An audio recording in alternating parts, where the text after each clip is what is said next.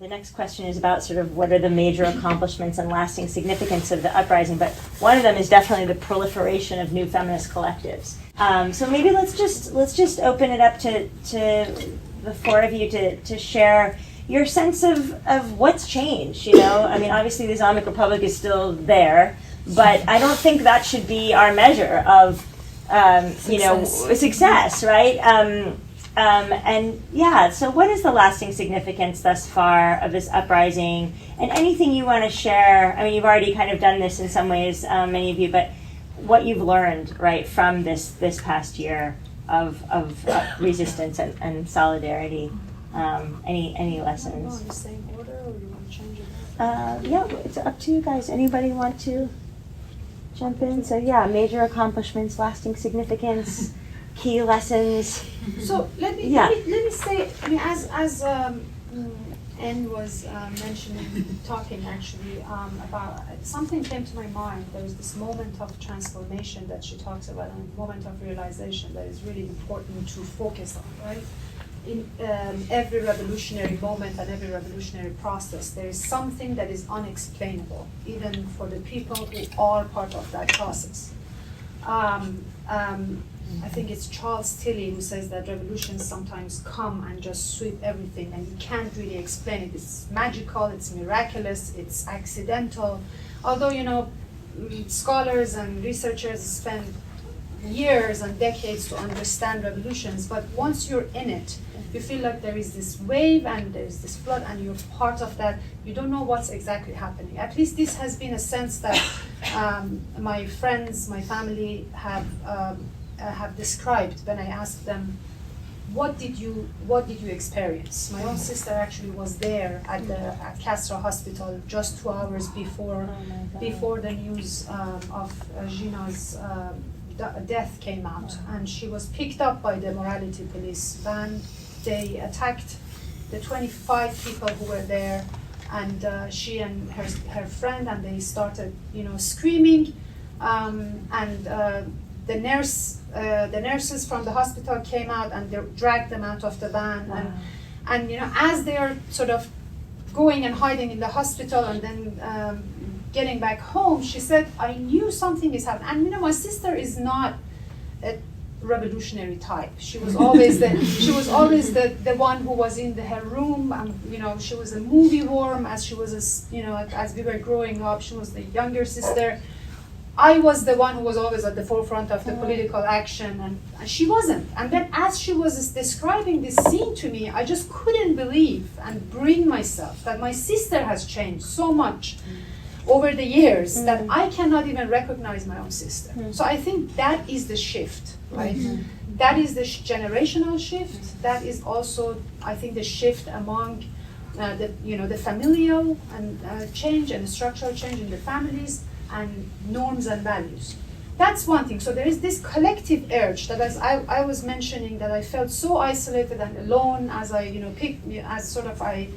unveiled. My sister was very much critical of me at the time. She said, you put the family in danger, you didn't have to go that far. You could have just unveiled but not go public about it, And there she was, fighting the morality police and kicking them and, trying to get out of the van. So that's one shift, the collective urge that brought this whole, transformation, and at the front of this revolutionary change. So that's the biggest accomplishment in my view. There is a transformation among the Iranians themselves, coming together, reclaiming life, reclaiming everyday joy, reclaiming everyday freedom, reclaiming their own bodies and their rights, and looking around and seeing that being a Kurd is no longer, sort of a marker to distance someone. Being a woman from the periphery is no longer coming to center and getting, sort of arrested and then killed, is no longer sort of a definitive of this separation or this distance or gap that the Islamic Republic has been purposefully and systemically imposing on different, factions and sections of the Iranian society. So the rise and birth of this intersectional collectivity also. The queer bodies, the marginalized bodies, it's also beyond social class. So we have this pro-democracy movement in 2009, right? Very much middle class. It's about reclaiming your civil rights, electoral reform. Then you have the 2017, you have 2019. It's purely economical, and it's about the financial and economic hardship as a result of the pandemic, as a result of the inflation and the price of fuel and so forth. And then suddenly, all of this coming to a head and manifests itself in the body of this 22-year-old Kurdish woman who comes from the periphery to the center. And I want to focus, since I'm sort of my focus and speciality is language, I can just not help but going back to the sentences and words, right? Gina's brother, as they were picking her up, and I think this is the most heart-wrenching, even more heart-wrenching than her own tragic death, is that she and her brother repeatedly told the police, the morality police, that we are strangers here. ما اینجا غریبیم. And Iranians are known actually for their hospitality.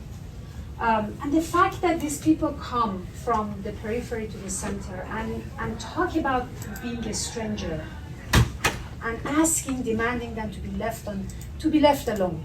I think that really hit the Iranian people.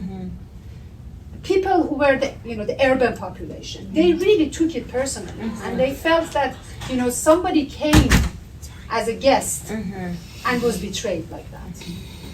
So there is also, I think, a cultural, sort of solidarity and aspect to it. Exactly, that is purely linguistic, and you can see that coming out, I think, in the slogans.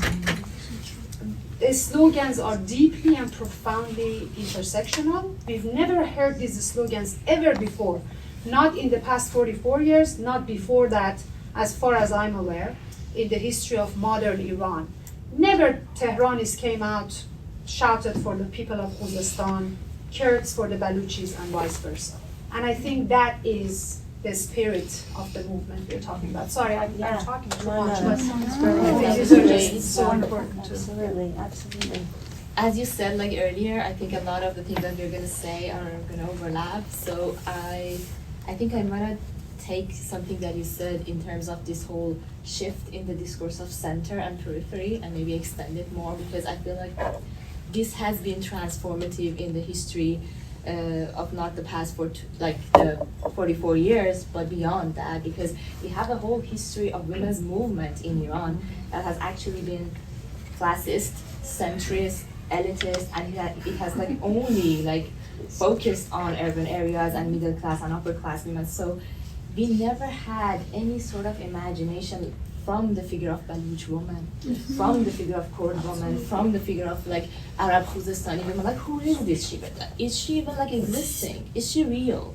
She is real, and she is resisting. And upon this moment of Gina, what we see is that people in Baluchistan, especially women, people in Kurdistan, especially women again, are actively contributing to the formation and extension of protests on the streets. And they are the ones who actually had the most progressive and the most radical slogan, at the top of which we see Janjian Azadi, along with other very, very progressive slogans. So I feel all the years that this Islamic Shia heteropatriarchal centrist nationalist government attempt to create all these stereotypes around these figures suddenly collapses. And we see the Baluch man is not a terrorist anymore, and the Baluch woman is not the victim anymore. She actually has a figure, she has a face, and she is out there. So I feel this has been really transformative, and this is something that I actually witnessed when I was in Iran, because I am I'm not from Tehran. I'm from Kerman, a city in southeastern part of Iran. So we are really close to Baluchistan, Sistan and Baluchistan, and there are a lot of Baluch population who live in Kerman.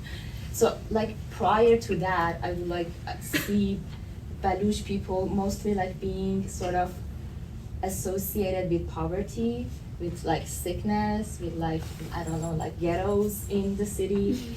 But I think there has been a change, at least in my hometown, because you could actually see them in bazaar. You could actually see them like actively like wearing their like whole like their local and their traditional clothing and talking to other people, and other people actually like engaging with them in a conversation. Like I feel like this whole like hierarchical view to Daluch women, at least in my city, is changing. Of course, it has not like transformatively changed, but it is changing. So I feel like this shift in the whole discourse and practice of who is the margin, who is the center, has changed, and it keeps changing. Merci. We're going to We're exact gonna same do order. and then we'll mix it up. We'll change it up after Have this. it. Yeah. Sure. Oh, good. Flow. So accomplishment. There are so many, but there's one thing that I want to highlight, and that is something that we people as social beings keep forgetting, and we often need an uprising to remind us of it, and that's the power of people. I think the one thing that this revolution made clear to us was that as people, we have power. And we had sensed it over and over, but something about this power is elusive. You keep forgetting it. And it takes a revolution to basically put a mirror in front of a whole society and show the society to itself. And interestingly, I think there's one concept that no one is talking about after the Gina Revolution, and that's empowerment.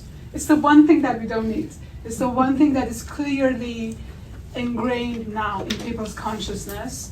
And I kind of like to relate it to the notion of performance and the notion of bodies, in the sense that so much of the political and social work in Iran and elsewhere is discursive. The assumption is that words at some point will come and save us. We just have to find the right word, the right idea, the right abstract theory, the right proposal, and then we're saved. We just have to find in discourse what we're looking for. And I think something about Gina Revolution, because it was ignited with the fact that a woman just wanted to show a chunk of her hair out of her scarf, and she was killed for it.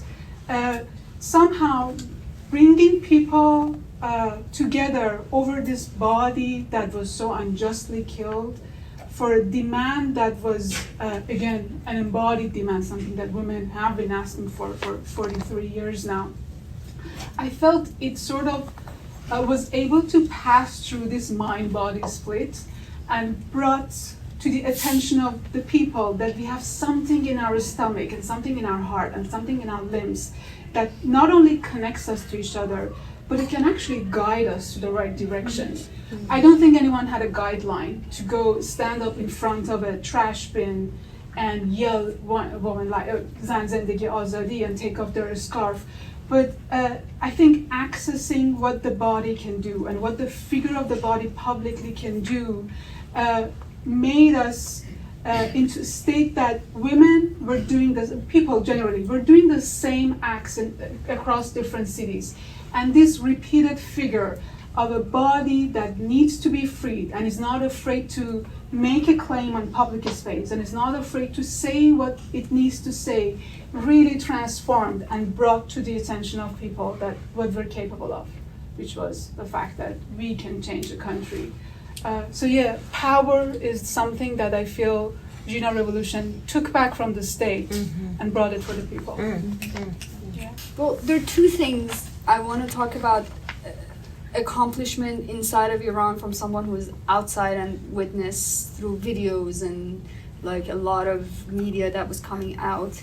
And I think going back to Kiana's bio and micropolitics, which I am a true believer of the fact that sometimes micro actions throughout time can have macro impact, and how the importance of understanding this is so crucial in how we keep on hope and keep on fighting and keep on going forward. Because sometimes, yes, in the hype of everything and when things are just moving, it's easier to be within the fire and move and just shout and be a part of people and hold on to the power. But there's a true reality of life that sometimes sucks each of us back in, and then you have to deal with paying rent, and then going to work and showing up and being a teacher or being an artist or being whoever you are. And I had to deal with so much of understanding this split of when is it that I am truly in that space of wanting to create, like, move towards a revolution, and when it is that I have to step back, and do I even have to step back, how much of that I embody. And I feel like realizing and seeing images from inside, and seeing like a woman on a bus just like without a hijab talking and having a discussion with another woman who has hijab inside of the bus, and the dialogue between the two, maybe it's an argument and maybe it's heated and maybe it's not necessarily like at that moment has a resolution, but there's something very important happening at that moment. There is on street ongoing educational and cultural shift that is happening, and that to me is so huge, and that's that micro action that it's going to eventually create the shift that we need for moving on to another systematic, ideological, whatever it is that is coming next. Like, it's that cultural shift and the micro little action that everybody in whatever scenario they had in their life, in whatever capacity it was that it made sense to their life. Is it going to buy yogurt from the store, or is it like being in the metro and being segregated women and men, or singing something? Like, those actions, as small as it might be at that moment, had such a huge impact for me sitting in New York and like looking at the video itself miles away. And that to me is success. That to me is even way bigger success than all of these, because that to me gives me hope. It tells me like things go on regardless of what I see on Instagram or news. New York Times says it or not, I don't care. Like, whoever highlights it, like these attachments that we have to big media to give us the big news, which is one of the problems of our time. I was able to like let go of that, and it was like that was such a big moment of like success I felt like in this revolution itself. Yes. And just another part, I want to say the other side of the story of this diaspora. What happened is that I felt like, as someone who had taken away permission of myself to go back to Iran, as if I was sitting in a room staring at a wall, and I was preparing my life moving forward. This is how I go, but this is a wall. There's no entrance into it. Jina Revolution was a crack on that wall, and as if somebody like just tapped me on the shoulder and just was like, hey, there's an opening there. And millions of people, I don't know, I don't want to put number on it, but there are a lot of people that they're all putting their foot under that crack, and they're trying to keep it, make it a little bit more open so that there's more light that comes in. And that crack on the wall, wow. Well, that was grand. And just like knowing that shit, exile a lot of that time is to take away the permission to imagine yourself from the place that you want to be. Just that permission. I had not given myself the permission to imagine myself on my own, on the land that I come from, And I was like, I can give myself that permission again. And that was so beautiful. It felt like a little seed that I was just putting on the ground. I was like, I don't know when it's gonna happen. I'll put you in the ground, and I'm gonna start imagining. I'm gonna start imagining that I'll be back. And not only that I'll be back, that I'm gonna be back as who I am, with the body that I am, and just enter, and I'm gonna claim that space for myself. And that to me was a huge success that I felt in a lot of people around me. That wasn't just me, and that was for people on the other side that I felt.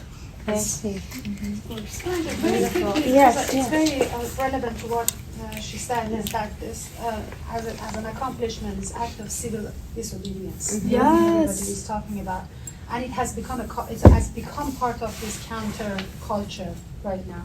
That if you talk to people like women, I'm not saying that it's pervasive in small towns, but it's definitely much more pervasive than last year, September, or last August. Women go to the street without hijab. And this is in a situation where they're facing the most brutal criminalization. 2 days ago, the hijab bill came up in the parliament, which is the definition of apartheid, by the way. I mean, those who were avoiding the word, I really invite them to go and read how barbaric and brutal this bill is. It's extremely horrific, and I really hope the world responds to that, although it feels very disheartening that we are at a very difficult moment right now, especially the US and the deal with Iran and all that. But the bill itself is really horrific, and it just gives much more credit to these brave acts of bravery for these women who are coming to the streets. They're basically putting their lives, on the line in order to change things. And and I think that crack that you described beautifully in the wall, I mean, that's what they're trying to keep open. And I think our role in diaspora is to help them to keep that crack open. Yeah, beautiful. Yeah, so let's just take a few minutes now and see if there are many activists here in the room who've been really doing the day-to-day work to organize, to build solidarity, to keep the intersectional feminist heart of the movement, legible and centered. And so if anybody who's been involved in this work wants to also share a bit about how you've been impacted by the uprising, your experience of organizing in diaspora. I can add something. Yeah. I was just gonna say, I wanna acknowledge how difficult it is for women and people in general in Iran to put on a fight on their everyday basis. Every time that you go out and you decide not to wear your hijab, you're thinking about so much. I also visited Iran a couple months ago, so I was able to experience it. Although it feels like almost a tourist experiencing it, it also feels real because you are a woman, Iranian woman in Iran, so you are the body that is going to be violated easily. So it was interesting to see how on the first day you're like, okay, I'm going out and I'm going without hijab, and you're like, yes, I'm reclaiming the body, and it's so beautiful and it's so healing and it's so amazing. And on day 10, you're like, oh my God, do I do it again? Because it's a lot. It's been so much, and I've done it for 10 days. And I relatively was in a safe situation. I mean, Tehran probably is the most lax out of all of the cities in some ways, although Gina did get killed in Tehran. I would say it's still, I don't know, had some level of safety, and yet you're like, do I want to have to argue with the taxi driver who is gonna ask me to wear my hijab, and for me to be like, well, I'm just gonna get out of your car, and then do I miss my doctor's appointment? Like, it's that simple. Or my cousin was saying every time she goes out by herself, she would go out without hijab, but when she goes with her kid, she just doesn't want the kid to get traumatized in case something happens, so she does wear the hijab. So there are so many levels to it that I think in diaspora we just don't, we can't really imagine fully. But I don't know, I just wanted to acknowledge that it's so much. Yes, absolutely. The only thing that there is a feeling that I have right now, and I want to share it, which is a lot of, because I see a lot of amazing words that we use right now. Hopes, dream, all of it. But I do remember this year of lots of ups and downs. And this is something that I also feel that it works. There is a moment that you're up and you're on it and you don't know where you're going with it. And then you really understand that through this process there are people dying, there are people getting tortured, and this up and high are very complicated to deal with. Personally, for me and the people around me while we were going through this, there was this moment that every morning when you get up, the first thing a lot of us did was open up the phone, go through this, and we are 7 hours late, so you have to read and catch up with the last 7 hours. That's been happening if you actually manage to sleep during that night. But basically, there was, as much as the ups and downs here in not being in Iran and experiencing it, was a high. Every time I would talk to family and friends back home, consistently the dilemma of like, I want to be there. I want to go there. I want to be part of this. I want to make something good through this. And then consistently thinking, what am I doing here? Is it useful what I'm doing? Is it even meaningful what I'm doing? Is it for me or is it for actual movement? This dilemma is something that I think a lot of us dealt with who are here and we're trying to help and trying to be active. Really the objectives and the goals are very complicated. Am I being the voice or no? Am I the voice? Or do I have to do this for... So that's something that I wanted to also bring up as like an experience of like this consistent fight within my own head, and I know for others we're similar of like, what is this? Where am I more useful? What shall I do? And yeah.